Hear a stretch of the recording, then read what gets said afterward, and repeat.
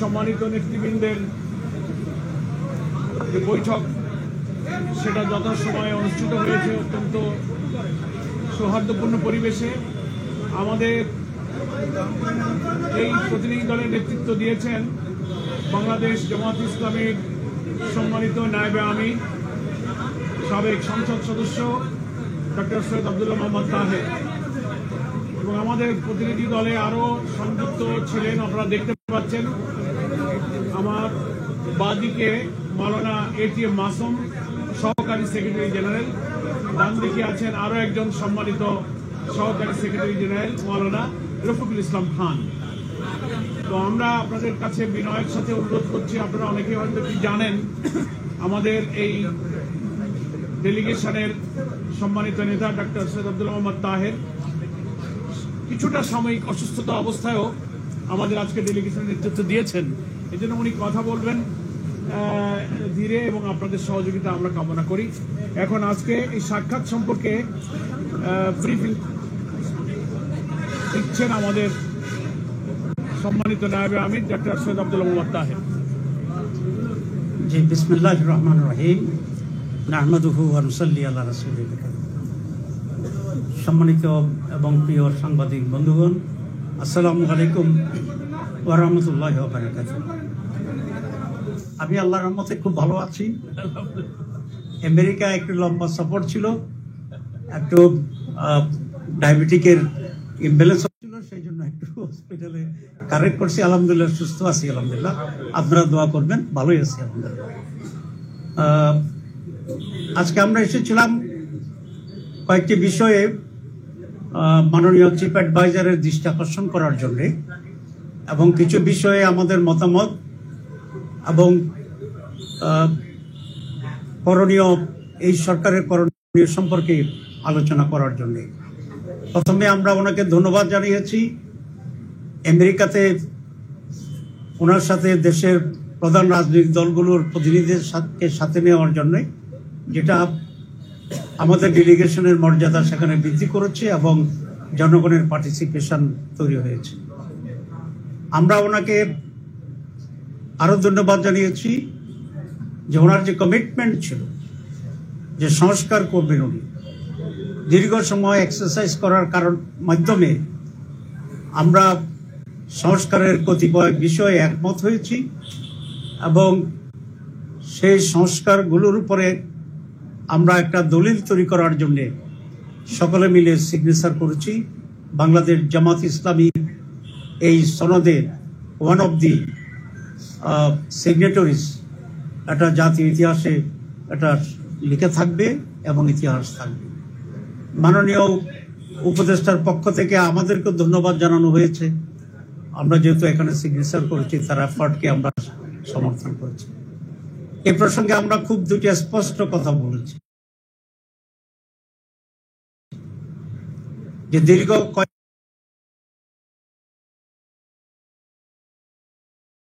মাস ধরে বহু লোকের পরিশ্রমে, বিভিন্ন রাজনৈতিক দলের অংশগ্রহণে আমরা যে ঐকমত্যে পৌঁছেছি, বেসিক্যালি প্রায় ৮০-র উপরে সংস্কারে, তার ভিতরে বেসিক কতগুলো পয়েন্টস আছে যেটির সংখ্যা ১৯টির মতো, এবং এখানে আমরা সকলেই সিগনেচার করেছি।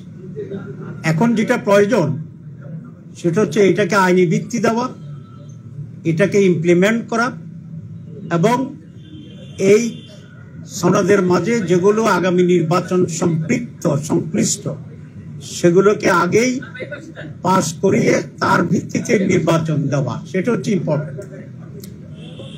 আমাদেরকে এটা বলা হয়েছে যে এটা যে সমস্ত পয়েন্টে আপনারা একমত হয়েছেন সেগুলো নিয়ে সনদ, এটা সাইন করুন। ইমপ্লিমেন্টেশনের ব্যাপারে আমরা আপনাদের সাথে একমত হয়েই সেটা আমরা করব। আমরা আজকে এটা বাস্তবায়নের জন্য ওনার দৃষ্টি আকর্ষণ করেছি। উনি আমাদের সাথে একমত হয়েছেন যে এটা বাস্তবায়ন যদি না হয় তাহলে এই পরিশ্রম তো পণ্ডশ্রম ছাড়া কিছু নয়। তো সে কারণে উনি বলেছেন আমি যথাযথ উদ্যোগ নেব। আমরা সেখানে বলেছি একটি আদেশের মাধ্যমে এটাকে সাংবিধানিক মর্যাদা দিতে হবে। এটা কনস্টিটিউশন নয়, এটা হচ্ছে এক্সট্রা কনস্টিটিউশনাল অ্যারেঞ্জমেন্ট, যেটা কোনো সরকার এরকম একটি পরিস্থিতি পড়লে দেওয়ার এখতিয়ার রাখে। এবং উনি আমাদের সাথে একমত হয়েছেন যে একটা আদেশের মাধ্যমে এটা হবে। কারো কারো কাছে এটা কেউ বলেছেন অধ্যাদেশ দেওয়ার জন্য। অধ্যাদেশ খুব দুর্বল, অধ্যাদেশে এগুলার সাংবিধানিক মর্যাদায় যাওয়ার মতো স্ট্রেংথ অধ্যাদেশে নেই। কিন্তু আদেশ ইজ ইকুইভ্যালেন্ট টু সাংবিধানিক পরিবর্তন পাওয়ার এবং অথরিটির দিক থেকে। ইতিমধ্যে অনেক এক্সপার্ট কমিটি, ঐকমত্য কমিশন তৈরি করেছে, তারা বৈঠক করেছে। আমরা আমাদের এক্সপার্ট কমিটির সাথে বসেছি। আমাদের এক্সপার্ট কমিটি আবার ঐকমত্য কমিশনের এক্সপার্ট কমিটির সাথে বসছে। এখনো সেই বসা অব্যাহত আছে এবং সকলেই এই পরামর্শ দিয়েছেন যে একটি আদেশের মাধ্যমেই এটাকে বৈধতা দিতে হবে, আর সেই আদেশের উপরেই গণভোট হবে। আমরা এটা ক্লিয়ারলি বলে আসছি। উনি আমাদের কথায় কনভিন্সড হয়েছেন বলে আমাদের মনে হয়। আমরা আশা করি তিনি সেই দিকে যাবেন। 2 নম্বর, আমরা গণভোটের ব্যাপারে বলেছি। আপনারা জানেন গণভোটের ব্যাপারে বিএনপি কোনোভাবে রাজি হচ্ছিল না প্রথম দিকে। আমরা এটা জোর দিয়েছিলাম, কিন্তু শেষ পর্যন্ত বিএনপি গণভোটে রাজি হয়েছে। আমরা বিএনপিকে ধন্যবাদ জানাই। এখন তারপরেও তারা একটা জটিলতা তৈরি করার চেষ্টা করছে। সেটা হচ্ছে গণভোট এবং জাতীয় নির্বাচন একদিনই হইতে হবে। দুটো একেবারে আলাদা জিনিস। একটা হচ্ছে জাতীয় নির্বাচনে জনপ্রতিনিধিরা নির্বাচিত দেশে কারা সরকার চালাবে সেটা সিদ্ধান্ত হবে। আর গণভোট হচ্ছে আমাদের কতগুলো রিফর্মস, সংস্কার, যেগুলো কিভাবে সরকার পরিচালনা হবে, কিভাবে নির্বাচন সুস্থ হবে, কিভাবে প্রধানমন্ত্রীর ক্ষমতা থাকবে, এসব মৌলিক বিষয়। এটার সাথে এটার কোনো রিলেশন নাই। সেই জন্য আমরা বলেছি গণভোটের মাধ্যমে রিফর্মস কমিটি আলাদাভাবে এটাকে পাশ করতে হবে। জনগণ যদি চায় রেফারেন্ডামে, জনগণ যদি হ্যাঁ বলে পাশ হয়ে গেল, জনগণ যদি না বলে পাশ হবে না, কারণ এটা জনগণের সর্বোচ্চ ক্ষমতার মালিক। আর যদি জনগণ হ্যাঁ বলে তাহলে সেটার ভিত্তিতেই নির্বাচনের সাথে সম্পৃক্ততা আছে। যেমন আপার হাউস, তো আপার হাউস ইলেকশন হবে। এখন যারা বলছেন একসাথে হবে, তাহলে আপার হাউস ইলেকশন কখন হবে? এটা যদি পাস হয়ে যায় সে একটা জটিলতা। তারা বলছেন যে লোয়ার হাউসে যে ভোট হবে সেই ভোটকে আমরা গনে আপার হাউসের লোক মানাবো। তো আপার হাউসে তো ভোটে হইল না, আপনি এক ভোট দিয়ে আরেকটা স্টেজে আপনি কিভাবে করবেন? এটা আইনগত বৈধ নয়। কেউ যদি এটা চ্যালেঞ্জ করে এটা বাতিল হয়ে যাবে। এটা হচ্ছে আপনার বাচ্চা হওয়ার আগেই নাম রেখে দেওয়ার অবস্থা। ছেলে নামে আপনি জানেনও না, ঠিক আছে? তো ততক্ষণ পর্যন্ত তো আপনার আপার হাউস হইলই না ভোট পর্যন্ত, তো আপনি কাকে ভোট দিবেন আপার হাউস? তো সেই জন্য এগুলো একটা, আবার যেহেতু তারা গণভোট চায় নাই, জনগণের চাপে সেন্টিমেন্ট দেখে তারা রাজি হয়েছে, কিন্তু প্যাঁচ একটা লাগাই রাখছে। আবার আমরা বলে আসছি যে কোনো প্যাঁচ ট্যাঁচ এখানে আমরা বুঝি না। সহজ সরল ভাবে গণভোট আগে হইতে হবে, আলাদা বিষয়। এটা যদি হ্যাঁ হয় এর ভিত্তিতে নির্বাচন, এটা যদি না হয় এটা মাইনাস করে নির্বাচন, খুব সোজা জিনিস। এখন প্রশ্ন তুলেছে তারা যে সময় আছে কিনা। সময় আছে। আপনারা জানেন 2টা গণভোট হয়েছে বাংলাদেশে, 3টা হয়েছে। এর বলতে একটা হয়েছে 21 দিনের ব্যবধানে, একটা হচ্ছে 70 দিনের ব্যবধানে। আমরা বলেছি নভেম্বরের লাস্টে গণভোট করেন, প্রায় 1 মাসের বেশি সময় আছে। তারপরে আরো 2.5 মাস থাকবে জাতীয় নির্বাচনের জন্য। সুতরাং এখানে সময়ের কোনো সমস্যা নয়।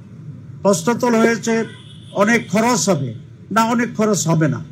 কারণ আমরা যে বাক্স কিনবো 2টা নির্বাচনের জন্য কিনবো, আমরা যে মেশিনারিজ কিনবো সব 2টার জন্য কিনবো। এখানে শুধু কালি, ছোট একটা কাগজ আর যাতায়াত ভাড়া, এই কয়েকটি হবে। তো জাতীয় স্বার্থের জন্য যেভাবে কোটি কোটি টাকা আমরা নির্বাচন করি, কেউ যদি এটা বলে যে নির্বাচন দরকার নাই কারণ এখানে প্রায় 1000 কোটি টাকা খরচ হয়, তো এটা কি যুক্তিগ্রাহ্য হবে? হবে না। তো দেশের কল্যাণের জন্য কিছু টাকা খরচ করে একটি সুস্থতার সাথে যদি আমরা জাতীয় নির্বাচনে যেতে পারি, তাহলে এটা সবচেয়ে উত্তম। মানুষ বুঝলো যে সে কিসের উপরে ভোট দিচ্ছে, কোনটা কোনটা রিফর্মস হলো, কোনটা হলো না।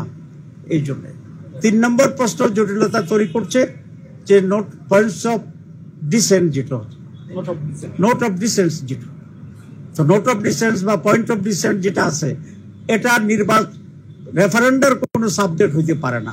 যেমন আমরা 31টি দল আলোচনা করেছি, 29টি আমরা একমত হয়েছি, সেটাই তো সিদ্ধান্ত হয়েছে।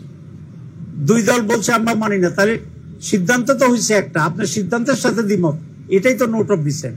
তো যেটার সিদ্ধান্ত এটার উপরে রেফারেন্ডাম হবে। একটা দল মানি না, 2টা দল মানি না, এটার উপর তো রেফারেন্ডাম হইতে পারে না। তাহলে 31টা দলের 31টা নোট অফ ডিসেন্ট আছে, তো সেগুলো কি ওইভাবে হবে? সেটা হইতে পারে না। সুতরাং এগুলো একটা জটিলতা তৈরির একটা প্রক্রিয়া। আমরা খুব সহজ সরলভাবে যেটা সঠিক সেভাবে আমরা অগ্রসর হতে চাচ্ছি, কারণ আমরা চাই এই জাতি আজকে যে পরিস্থিতি এবং অবস্থা তৈরি করছে, এখানে একটি ঐক্যমতের ভিত্তিতে একটি সুষ্ঠু, নিরপেক্ষ, সকলের অংশগ্রহণমূলক, জনগণের অংশগ্রহণমূলক একটা নির্বাচন আমাদের জন্য জরুরি, দেশকে স্থিতিশীল করার জন্য। এই জন্য কোনো ধরনের জটিলতা তৈরি না করে আমরা সবাই মিলে যেন ফেব্রুয়ারিতে একটা আনন্দময় নির্বাচনে যেতে পারি, সেইভাবে আচরণের জন্য আমি সকল রাজনৈতিক দলের প্রতি আমি আহ্বান জানাচ্ছি। আমরা 3 নম্বর যে অংশটি আমরা বলেছি সেটা হচ্ছে, আপনারা জানেন ইলেকশন কমিশনে, সচিবালয়ে, পুলিশ প্রশাসনে আজকে সেখানে প্রায় 70-80% অফিসারেই একটি দলের আনুগত্য করছে, তাদের মাধ্যমে এটা হচ্ছে। আমরা গেলে তারা বলে যে প্রচন্ড চাপ, তো চাপ কোত্থেকে? একটি দল থেকে আসছে তারা বলেছে। এবং পুলিশে একই অবস্থা আছে। তারপরে আপনার আজকে আমি বলেছিলাম যে আমাদের ওই যে প্রসিকিউটর যারা হয় ওখানে পিপিএপি 80% হচ্ছে একটি বিশেষ দলের। অবশ্য ওনাদের কেউ বলেছেন যে না, এটা 80 না 65, তো 65ও যদি হয় তো তাইলে তো অনেক বেশি হয়ে গেল। একটা দল 65 আর বাংলাদেশ 35, সারা বাংলাদেশ। তো এই যে ইমব্যালেন্সটা হয়ে আছে, আমরা বলেছি আপনি কেয়ারটেকার গভর্নমেন্টের মতো আছেন, নিরপেক্ষ সরকার, আপনি এটাকে লেভেল প্লেইং ফিল্ড করেন, সকলের জন্য সমতল ভূমি তৈরি করেন, এবং নির্বাচনের আগে আপনি যেখানে যেখানে রদবদল করা দরকার আপনি রদবদল করেন। এবং সেক্ষেত্রে উনি আমাদেরকে বলেছে উনি নিজে তত্ত্বাবধান করবেন এবং লটারি সিস্টেমে উনি পোস্টিং ঠিক করবেন। তো আমরা বলেছি আমাদের কোনো আপত্তি নেই, আপনি লটারি টানেন দেন, লটারি টানেন দেন, তবে লটারির পিছনে যেন কোনো একটা ভূত সেখানে দাঁড়াইয়া না থাকে, এটা দেখতে হবে। ঠিক আছে? আমরা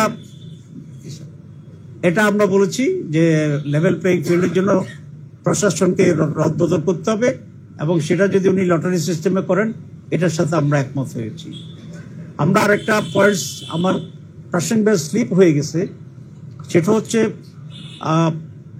এই যে রিফর্মস হচ্ছে এটার যে ডিক্লারেশনটা, এই ডিক্লারেশনটা বা আদেশটা কে দিবে এ নিয়ে একটা প্রশ্ন এখন উঠেছে। আমরা বলে আসছি যদি আইনে কাভার করে এবং আইনগতভাবে যদি কোনো ব্যত্যয় না ঘটে, তাহলে আমরা চাই চিফ অ্যাডভাইজার এই আদেশটি দিবেন, প্রেসিডেন্ট এটা দিবেন না। কারণ এই প্রেসিডেন্ট তো কাদের প্রোডাক্ট এটা আপনারা জানেন, ব্যাখ্যা করতে চাই। ওনারা আমাকে বলেছেন যে ওনারা আইনগত দিকটা পর্যালোচনা করবেন, যদি আইনগত কোনো সমস্যা না হয় তাহলে প্রেসিডেন্ট নয়, এই ঘোষণাটা প্রধান উপদেষ্টাই দিবেন। এটা আজকে আমরা মত দিয়েছি, ওদিন আমরা এটা নিয়ে আলোচনা করি নাই। এরপরে যেটা আমরা বলেছি সেটা হচ্ছে বিভিন্ন জায়গায় আইন শৃঙ্খলা পরিস্থিতির অবনতি ঘটছে, এবং কবিরহাট নামে নোয়াখালী একটা জায়গা আপনারা দেখেছেন 2 দিন আগে ছাত্র শিবিরে একটা মিটিং হতেছিল, সেখানে বিএনপির লোকেরা প্রকাশ্যে হামলা করেছে, আপনারা কাভার করেছেন, জাতীয় দৈনিকে আসছে, আপনাদেরকে ধন্যবাদ জানাই। আমরা এটা ওনার দৃষ্টি আকর্ষণ করছি যে এইরকম যদি এখনই শুরু হয় তাহলে নির্বাচন কি হবে। মর্নিং শোজ দ্য ডে, আমরা জানি তো এটা মর্নিং শোজ দ্য ডে। সুতরাং ওনারা এখনই শুরু করছেন, আমরা বলছি এটা থামান। এটা যদি আপনি না থামাইতে পারেন তাহলে নির্বাচন নিয়ে সংশয় তৈরি হবে, অনিশ্চয়তা তৈরি হবে।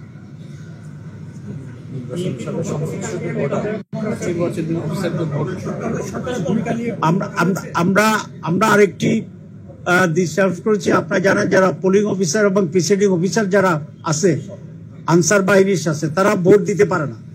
এর সংখ্যা প্রায় লক্ষ লক্ষ।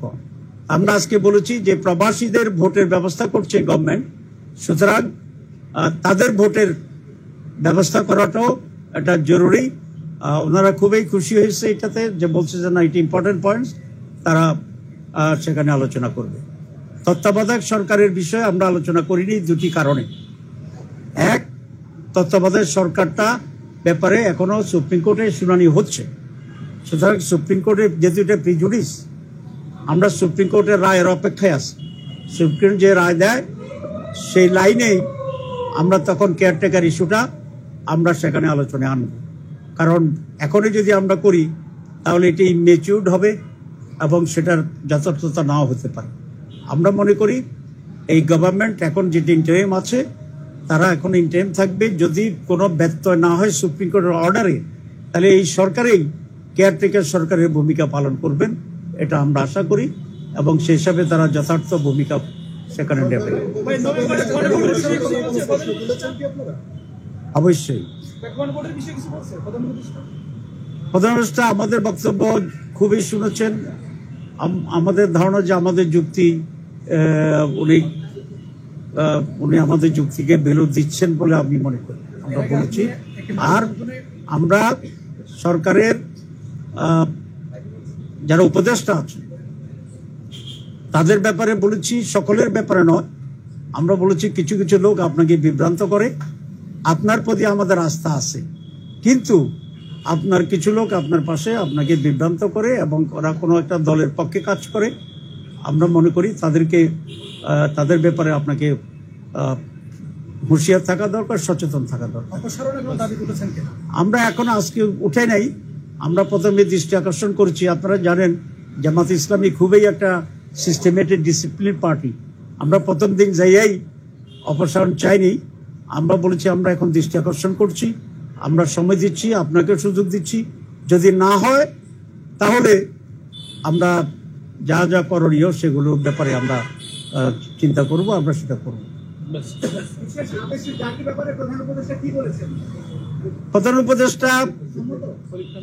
প্রধান উপদেষ্টা বলছেন যে উনি এগুলো নিয়ে গভীরভাবে চিন্তা ভাবনা করছেন এবং যেটা উত্তম হবে সেটি উনি করবেন ইনশাল্লাহ। আমার মনে হয়েছে আমাদের কথা উনি কনভিন্স হয়েছেন। Thank you very much.